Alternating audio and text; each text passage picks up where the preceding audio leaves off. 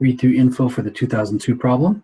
The first question is, what's the overall reaction? I will cross out everything on the left and the right.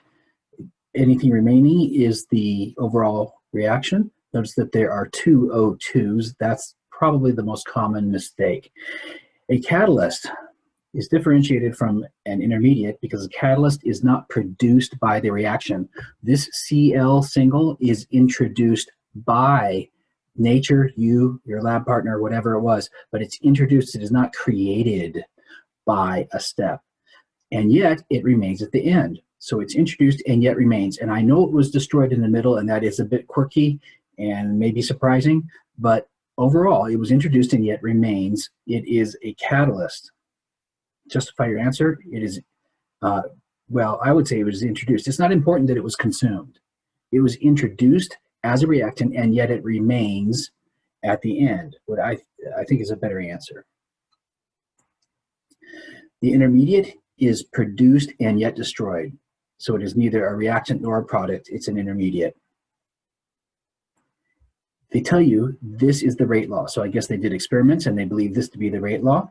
The order then would be 1 plus 1 on the exponents would make it second order overall. What's the appropriate units for the rate constant K? After the revamp of the test, I don't think they ask this directly in this way, but you need to know how to do it. It will be incorporated into a problem, probably where you have to actually calculate K. And then if you get the units wrong, your whole answer is wrong. So rate will be molarity per time. I put per seconds here. I notice they don't actually say that. I assume they would have to allow minutes, hours, or something, but it's molarity per time, and I'm going to put seconds because that's most common. And these values are rated in molarity. So we get molarity times molarity, so we have molarity squared, and so rate is K times the molarity of the reactants to the power of whatever they are. So essentially what we get is this unit for rate equals the K units, whatever that is, times molarity squared this time. So what is K? I need K to be units such that when I multiply it by the molarity squared, I generate molarity per second. So the unit will be then 1 over molarity second, as the number will appear. The value of K will appear there. It won't be 1, presumably, but 0.3698 kind of stuff per molarity second.